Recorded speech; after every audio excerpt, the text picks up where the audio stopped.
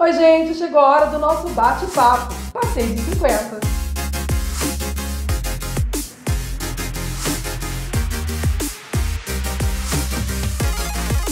Em meio a julgamentos com algumas decisões consideradas polêmicas, quem será o ministro Marco Aurélio Mello? O que realmente pensa esse futuro decano que já passou por muitos momentos na Suprema Corte?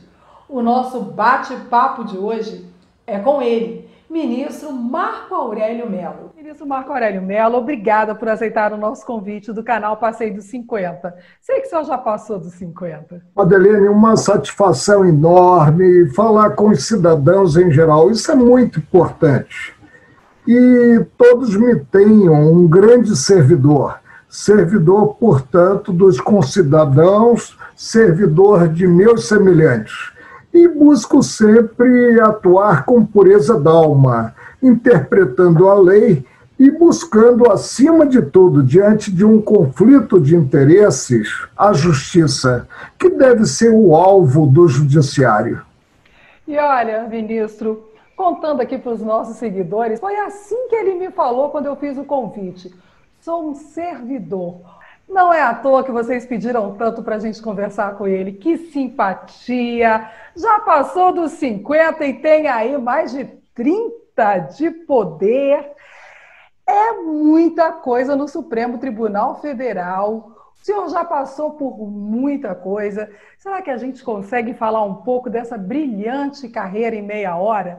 Vamos tentar? Olha, atualmente temos inúmeros processos, uma sobrecarga de processo invencível, mas buscamos conciliar celeridade e conteúdo.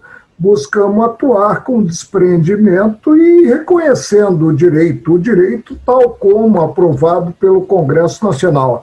Agora, a minha vida realmente foi de surpresas. Eu fiz o científico e não o clássico, porque pelo meu pai eu seria um engenheiro da família, imagina, né?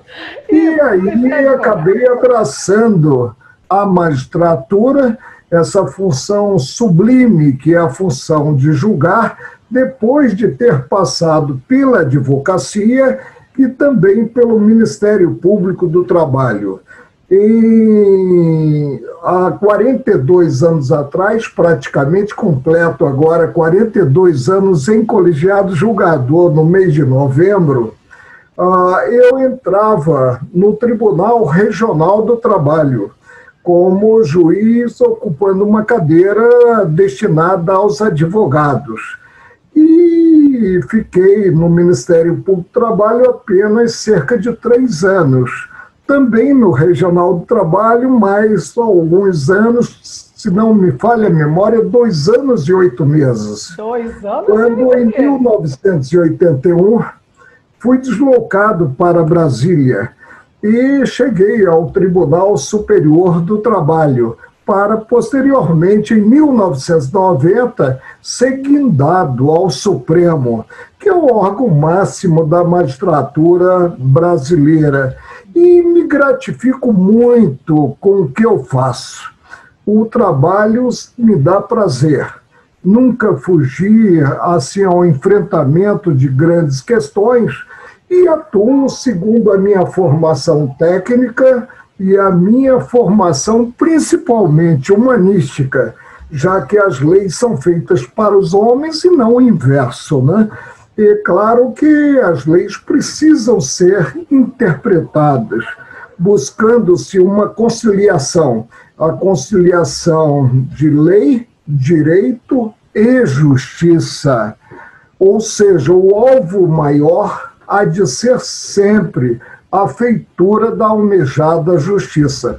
Claro que no processo nós não contentamos a todos. Se tem sempre, né, um lado inconformado com o pronunciamento judicial. Mas quando essa atuação é uma atuação espontânea, como eu disse, com pureza d'alma, tudo fica mais fácil. A gente observa muito isso nos seus votos. Claro que é como o senhor falou, existem decisões que são tratadas como polêmicas, Isso sempre vai ter, e é por isso que existe a Justiça, e é por isso que existe o Supremo Tribunal, e é por isso que existem 11 ministros atuando. Não são decisões de um ministro só, são decisões de 11 ministros. E nós sabemos que daqui a pouco o senhor também assume como decano do Supremo Tribunal Federal.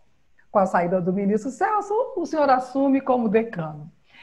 E aí, vem uma pergunta. O senhor já tentou algumas vezes que o voto do decano não fosse o último. E foi voto vencido nessa sua pretensão. Por que o senhor sempre achou que o voto do decano tem que ser o primeiro e não o último, ministro Marco Aurélio? Olha, eu sempre preconizei a observância da distribuição. Conforme o relator do processo por distribuição, você tem uma ordem de sequência a partir dele, relator. Então, um exemplo, sendo o relator o ministro Celso de Mello, eu votaria em segundo lugar. Mas no Supremo já propôs 3 vezes a modificação do sistema para se adotar o sistema que é dos tribunais em geral, partindo-se desse critério, que é um critério democrático ante a distribuição do processo, mas se toma os votos pelo final da fila, ou seja, vota em primeiro lugar o novato, para depois os mais antigos. O que ocorre? Quando se chega à cabeceira da mesa, a questão já está decidida, a maioria formada. Isso não é bom para o julgador, para o juiz. Agora, a cadeira que ocuparei com a saída no dia 1º de novembro do ministro Celso de Mello é uma cadeira como qualquer outra. No Supremo, em colegiado, os integrantes ombreiam. Não há hierarquia entre os integrantes. E continuarei a atuar como sempre o fiz, como julgador, como juiz, personificando o Estado julgador. Como o senhor vê, desse tempo, 30 anos de Supremo Tribunal Federal, belíssimo trabalho, não podemos deixar de falar, como o senhor vê a divisão dos poderes? Parece que começou a ter um conflito entre o Poder Executivo, Legislativo e Judiciário. Como o senhor avalia nesses 30 anos essa mistura que começou a ocorrer nos últimos anos, ministro? Madeleine, sem demérito para a composição atual. Tenho saudade da velha guarda que encontrei no Supremo. E aí a atuação. Claro que o Supremo passou por uma modificação na composição muito grande. E alguns colegas talvez não percebam que a atuação do Supremo, muito embora ele tenha a última palavra sobre as controvérsias, é uma atuação vinculada ao direito aprovado pelo Congresso, pela Câmara dos Deputados e pelos senadores. Não é o fato de o Supremo não ter acima dele um órgão para rever as respectivas decisões que o levará a forçar a mão e aí desconhecer o direito que eu aponto como positivo, o direito aprovado pelo Congresso Nacional. A atuação, por último, só cobra maior responsabilidade. E precisamos julgar o processo considerado conteúdo.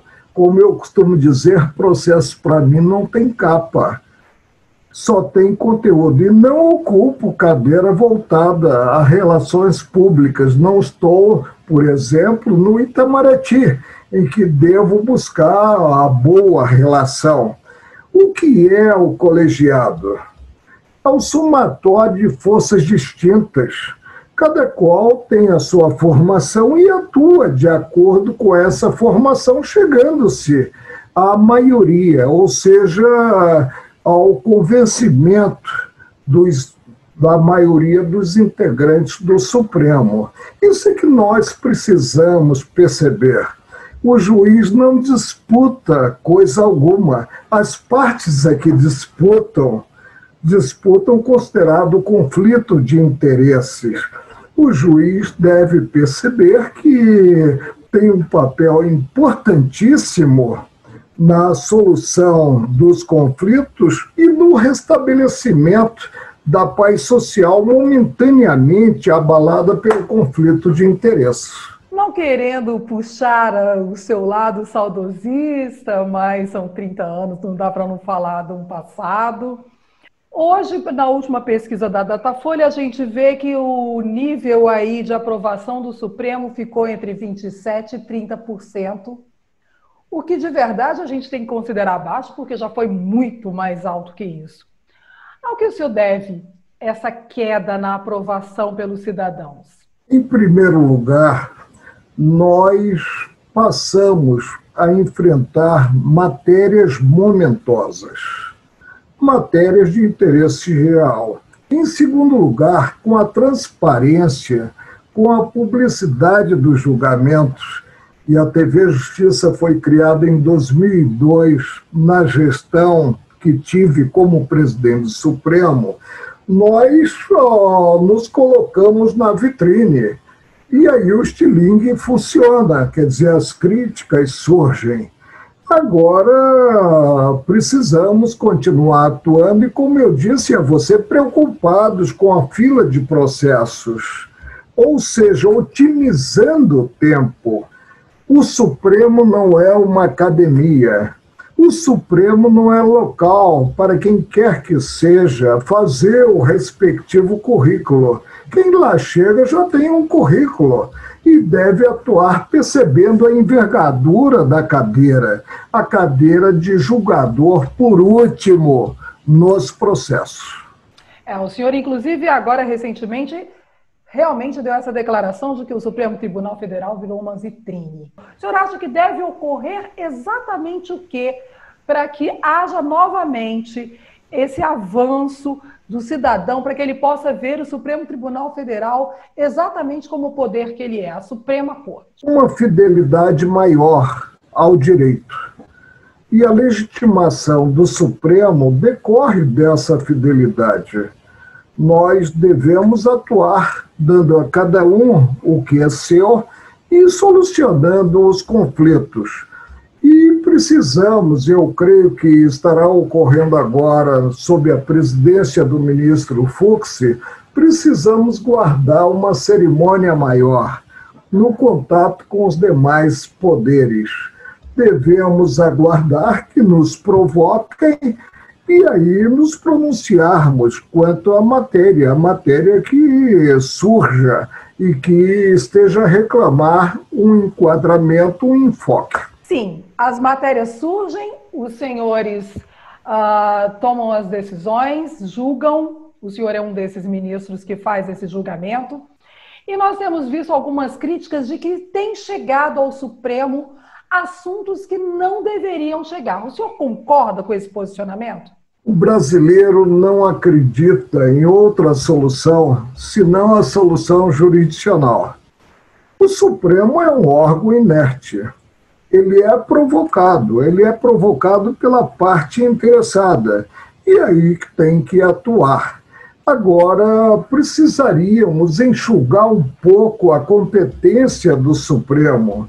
É uma competência demasiadamente alargada. Sob a minha ótica, ele deveria ser transformado em um tribunal essencialmente constitucional. Então, o que é que nós teríamos? Apenas o controle de harmonia ou não de uma situação concreta com a Constituição Federal. E esse controle seria feito pelo Supremo. Não julgaríamos em si demandas, ações propriamente ditas, como ocorre hoje em dia com os habeas corpus, como ocorre com as ações, em geral, ações civis ordinárias, né, no bom sentido, né? Agora, claro que isso passa por uma reforma da Constituição para enxugar-se a competência do Supremo e também da legislação, e a percepção dos integrantes de que é preciso realmente diminuir o número de processos para ter-se pronunciamentos com qualidade maior. Em 2009, o senhor votou favorável à obrigatoriedade do diploma para o exercício de jornalismo, o que nós, jornalistas, nunca iremos esquecer. É uma das suas memoráveis decisões, dos seus memoráveis votos. Agora, a partir de novembro, o senhor se torna o mais antigo. E logo em seguida, o senhor sai do Supremo. O que será do ministro Marco Aurélio? Aí vai ser o nosso ex-ministro Marco Aurélio. Aula, como é que vai ser? Olha, a vida é uma caminhada constante. E claro que eu não penso que farei após julho de 2021, quando eu tomo o cartão vermelho e sou expulso do campo de julgador. Sairei realmente com um sentimento do dever cumprido e garanto a você que não vou morrer de tédio. Qual é a minha ideia?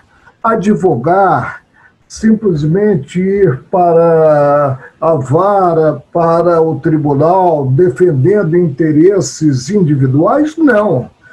Ficarei muito mais numa retaguarda e se tiver convite para emitir pareceres sobre certas pendências, eu farei. E o farei segundo essa larga experiência que angariei nesses anos como julgador. Com certeza, ministro. Eu quero agradecer imensamente a sua participação. Que bom que o Rio de Janeiro te cedeu para Brasília e aqui o senhor fez sua morada, construiu sua família e está com a gente desde então. Obrigada por participar do nosso canal. Sei da sua agenda apertadíssima. Agora me conta uma coisa, por último. Como tem sido agora esses dias de pandemia, essas decisões e votações online, hein? Olha, eu sempre fui um juiz antiga. Eu somente descia ao tribunal nos dias de sessão, para a feitura das sessões. Eu trago o processo para casa e elaboro relatórios, votos, emendas, decisões individuais em casa. Por isso, para mim, tem sido muito prazeroso. Como eu cheguei a Brasília há muitos anos, em 1988 eu comprei um terreno que era cerrado simplesmente, não se tinha sequer rua aberta, e hoje moro em um sítio onde eu tenho, inclusive, uma vaca que dá o leite e fazemos o queijo. Quer dizer, a minha vida é em contato permanente com a natureza, por isso é muito gostosa. Que maravilha! Já com netinhos, né, ministro? Estou e com uma filha que é procuradora do DF e o genro estão aqui em Brasília.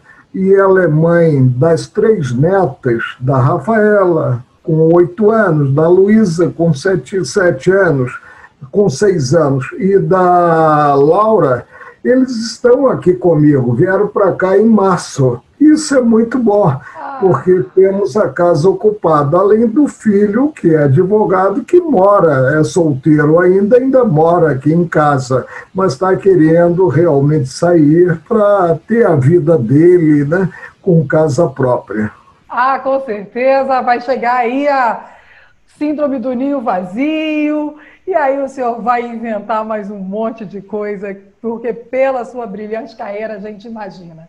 Ministro, muito obrigada por ceder uma satisfação enorme, Mabilene, e obrigado a você por realmente ter levantado as questões e ter me proporcionado a exposição de um pensar de vida. A vida é continuidade e a vida é, acima de tudo, entusiasmo. Com certeza, e a gente vê muito isso nas suas decisões e na corte. Muito obrigada. Satisfação. Com toda essa simpatia, não foi à toa que a gente recebeu alguns pedidos para bater papo com o ministro Marco Aurélio Mello, que, como nós dissemos, a partir de novembro se torna o decano do Supremo Tribunal Federal. E você que ainda não está acompanhando o nosso canal, faça isso agora. Se inscreva no Passeio dos 50 e chame todo mundo para vir junto.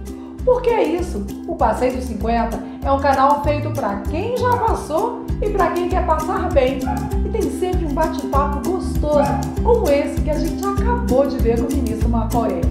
Eu te espero amanhã. Um beijo!